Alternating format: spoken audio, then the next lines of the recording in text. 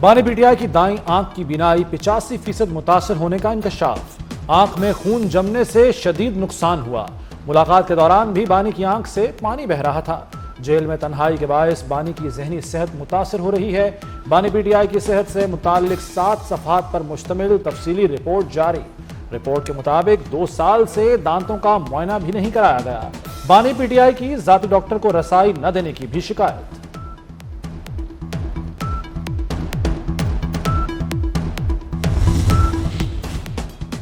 بانی P T I کو jail میں دستیاب سہولتوں کی تفصیل سامنے آ گئی۔ ناشتے میں کافی، دلیا اور کھجوریں دی جاتی ہیں۔ لنچ میں گوشت، مرغی، دالیں، چاٹ یا سنیکس ہیں۔ بانی رات کا کھانا نہیں کھاتے، پھل، دودھ اور کھجوروں کا استعمال کرتے ہیں۔ پینے کے لیے منرل واٹر دستیاب ہے۔ سنگل میٹرس، 4 تکیے اور 2 کمبل دستیاب ہیں۔ Mouth wash, air freshener, shaving kit بھی دستیاب ہے۔ واش روم میں گرم اور ٹھنڈے پانی کی سہولت ہے۔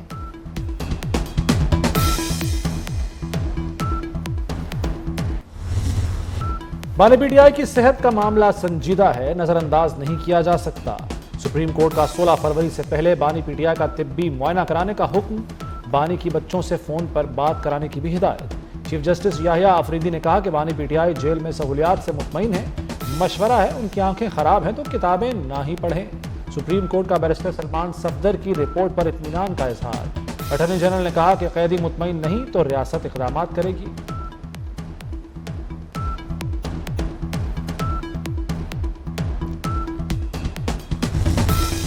سینیٹ میں اپوزیشن لیڈر راجہ ناصر عباس بانی پی ٹی آئی کی صحت پر فکر مند۔ ایوان میں اظہار خیال کرتے ہوئے کہا، بانی کی صحت سے متعلق سارا ملک پریشان ہے۔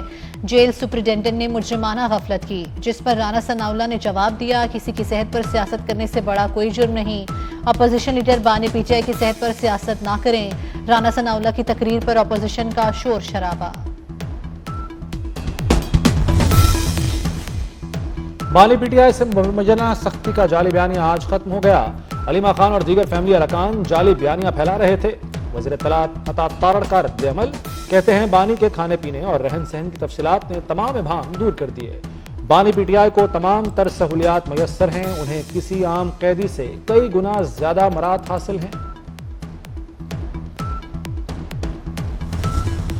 صدر آصف علی زرداری سے وزیر اعظم شہباز شریف کی ملاقات۔ سیاسی اور قومی امور پر مشاورت، معاشی اور سلامتی کی صورتحال پر تبادلہ خیال۔ غزہ امن بورڈ اجلاس میں پاکستان کے شرکت کے حوالے سے بھی بات ہوئی۔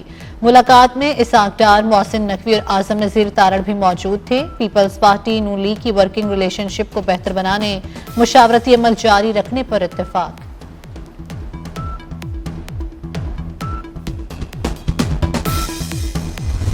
میاں والی کے عوام اب کسی فراڈ کو ووٹ نہ دیں۔ میاں والی نے 4 سال حکومت کی ترقی نہ آ سکی، لوگ میاں والی سے ووٹ لے کر چلے جاتے تھے۔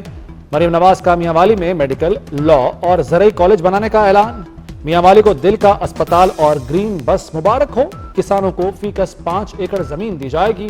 پولیس کو میں نے ڈانٹا کہ تم لوگ پنجاب کے عوام کو اوئے کہہ کر بلاتے ہو۔ پولیس اہلکار شہری کو سر یا آپ کہہ کر مخاطب کریں گے۔ بی این پی یا جماعت اسلامی میدان کون مارے گا؟ بھارت نواز حسینہ واجد کے دھڑن تختے کے بعد بنگلہ دیش میں پہلے انتخابات، 31 نشستوں کے ساتھ بی این پی سب سے آگے۔ 64 اضلاع میں 299 نشستوں پر پولنگ ہوئی۔ 52 جماعتوں کے 2000 امیدوار مد مقابل، 12 کروڑ 74 لاکھ سے زائد ووٹرز نے حق رائے دہی استعمال کیا۔ ڈھاکہ کے پولنگ سٹیشنز پر ووٹرز کا رش، پولنگ کے آغاز سے قبل ہی قطاریں لگ گئیں۔ بنگلہ دیش کی عبوری حکومت کے سربراہ ڈاکٹر محمد یونس نے بھی ووٹ ڈالا۔ کہتے ہیں آج کا دن آزادی اور نئے خواب کا آغاز ہے۔ امیر جماعت اسلامی بنگلہ دیش شفیق الرحمان نے بھی ووٹ کاسٹ کیا۔ الیکشن کو ملک کے لیے اہم موڑ قرار دیا۔ بنگلہ دیش نیشنلسٹ پارٹی کے سربراہ طارق رحمان نے بھی حق رائے دہی استعمال کیا۔ نیشنل سٹیزن پارٹی کے کنوینر نہاد الاسلام بھی ووٹ ڈالنے پہنچے۔ کہا زندگی میں پہلی بار کسی پریشانی کے بغیر ووٹ ڈالا۔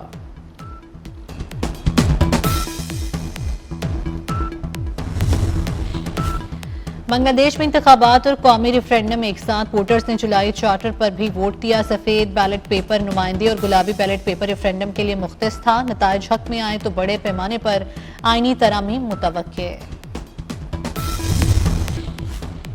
بنگلہ دیش کا اگلا وزیر اعظم کون ہوگا؟ سابق وزیر اعظم خالدہ ضیاء کے بیٹے طارق رحمان BNP کی جانب سے وزارت عظمیٰ کے امیدوار، جماعت اسلامی کی طرف سے ڈاکٹر شفیق الرحمان بھی وزیر اعظم بننے کے خواہش مند۔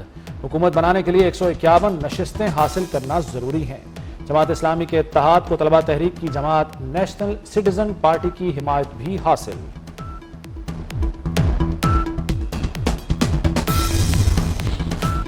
بنگلہ دیش میں انتخابات کے دوران دھاندلی اور تشدد کے واقعات، سوشل میڈیا پر درجنوں کلپس وائرل۔ ایک پولنگ سینٹر پر قبضے کی کوشش میں دستی بم کا دھماکہ کیا گیا۔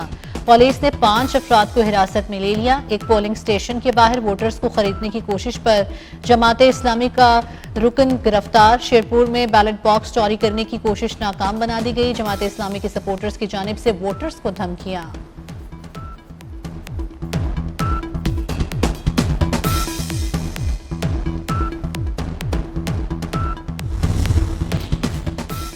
وزیر داخلہ محسن نقوی سے امریکی محکمہ خارجہ کے معاون وزیر جان مارک پومرشائم کی ملاقات۔ مائننگ، منرلز اور توانائی کے شعبوں میں سرمایہ کاری اور شراکت داری کو فروغ دینے پر اتفاق۔ پاک امریکہ تعلقات اور علاقائی صورتحال پر بھی تبادلہ خیال۔ ملاقات میں وزیر مملکت طلال چودھری اور امریکی سفیر نیٹلی بیکر بھی موجود تھیں۔ محسن نقوی نے کہا کہ دہشت گردی کے خلاف جنگ میں عالمی تعاون ناگزیر ہے۔ امریکی معاون وزیر کی سانحہ ترلائی اور کوئٹہ دہشت گرد حملوں کی مذمت، متاثرین سے اظہار تعزیت۔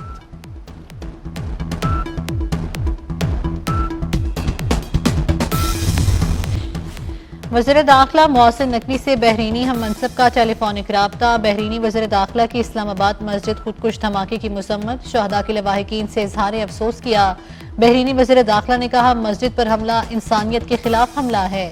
بحرین ہمیشہ سے پاکستان کے ساتھ ہیں، آئندہ بھی ساتھ کھڑا رہے گا۔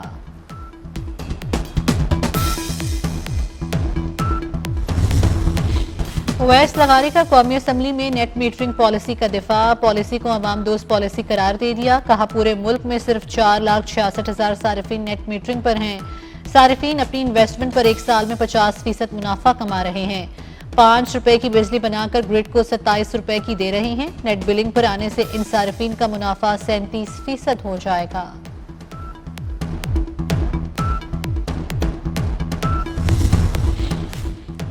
نیٹ میٹرنگ صارفین کو حکومت نے دھوکہ دیا ہے۔ پیپلز پارٹی کی قومی اسمبلی میں نیٹ میٹرنگ پالیسی پر شدید تنقید۔ شرمیلہ فاروقی نے کہا کہ وفاقی وزیر نے حکومتی نااہلی کا ملبہ صارفین پر ڈال دیا۔ یہ وہ صارفین ہیں جنہوں نے حکومت پر اعتماد کیا، کلین انرجی کو فروغ دیا۔ آج وفاقی وزیر کہہ رہے ہیں یہ صارفین باقی 3 کروڑ پر بوجھ ہیں۔ دنیا کو ماحولیاتی تبدیلی کے چیلنج کا سامنا ہے۔ سندھ سیلاب سے سب سے زیادہ متاثر ہوا۔ خطے میں لاکھوں خاندان ماحولیاتی تبدیلی سے متاثر ہیں۔ خاتون اول آصفہ بھٹو کا کراچی میں Asia Pacific shelter and settlements forum کی افتتاحی تقریب سے خطاب۔ وزیر اعلیٰ سندھ مراد علی شاہ نے کہا موسمیاتی تبدیلیوں کے اثرات سرحدی نہیں مانتے۔ 2022 کے سیلاب میں 70% سندھ زیر آب آیا۔ فخر ہے متاثرین سیلاب کے لیے دنیا کا سب سے بڑا ہاؤسنگ منصوبہ شروع کیا۔ سب کو مل کر ماحولیاتی تبدیلی کے چیلنج سے نمٹنا ہوگا۔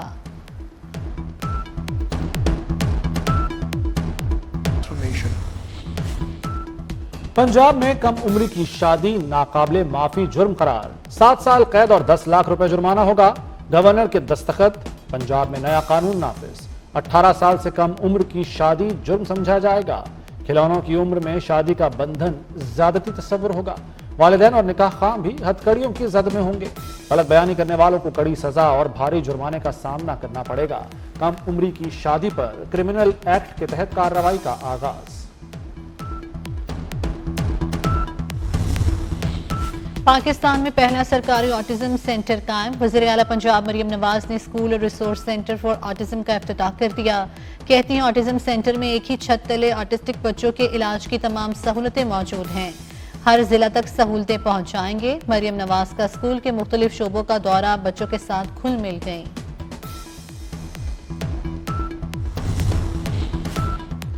سابق army chief general Qamar Javed Bajwa چوٹ لگنے سے زخمی۔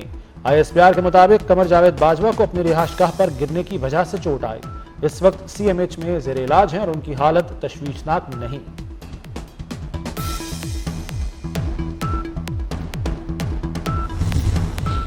امیر جماعت اسلامی حافظ تیمور رحمان نے کہا ہے کہ بلوچستان میں دہشت گرد حملے ہوتے ہیں، کراچی میں بلدیاتی الیکشن چرائے گئے، کراچی میں اکثریت اقلیت بن گئی، کراچی کی کوئی ذمہ داری نہیں لیتا۔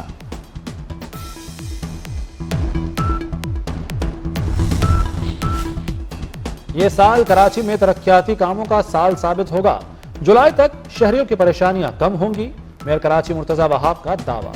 میئر کراچی نے سچل گوٹ میں ترقیاتی کاموں کا افتتاح کیا۔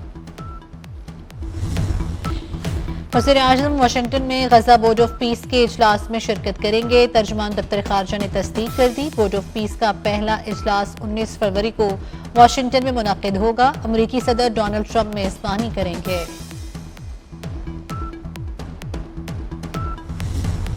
ایران سے مذاکرات پر امریکہ اور اسرائیل میں اختلافات، ٹرمپ اور نیتنیاہو کی ملاقات میں اتفاق رائے نہ ہو سکا، ملاقات اچھی رہی، ہماری دوستی قائم ہے لیکن کوئی حتمی فیصلہ نہ ہو سکا، امریکی صدر ڈونلڈ ٹرمپ کا سوشل میڈیا پر بیان۔ امریکی صدر نے کہا کہ ایران کے ساتھ بات چیت جاری رہنی چاہیے، مذاکرات ناکام ہوئے تب دیکھیں گے کیا کرنا ہے۔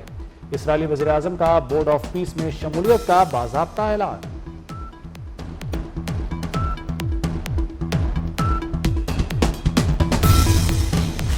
ضرورت سے زیادہ مطالبات تسلیم کریں گے، نہ کسی کے سامنے جھکیں گے، ایرانی صدر مسعود پزشکیان کا امریکہ کو واضح پیغام۔ ایرانی صدر کا انقلاب ایران کی 47ویں سالگرہ کی تقریب سے خطاب، کہا جوہری ہتھیار حاصل کرنے کے خواہاں نہیں، قیام امن کے لیے ہمسایہ ممالک سے مذاکرات کر رہے ہیں۔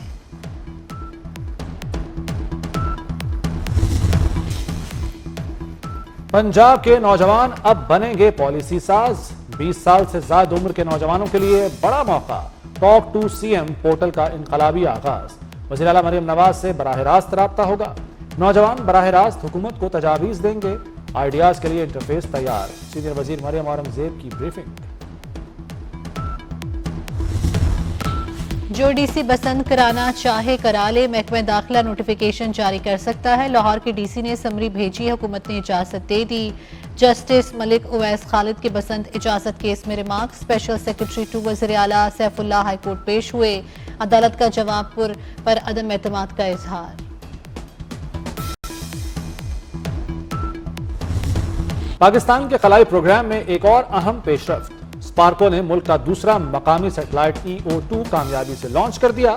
سیٹلائٹ قدرتی آفات کی صورتحال کو جانچنے اور اسٹریٹجک منصوبہ بندی میں معاون ثابت ہوگا، وسائل کے انتظام کے لیے اہم ڈیٹا بھی فراہم کرے گا۔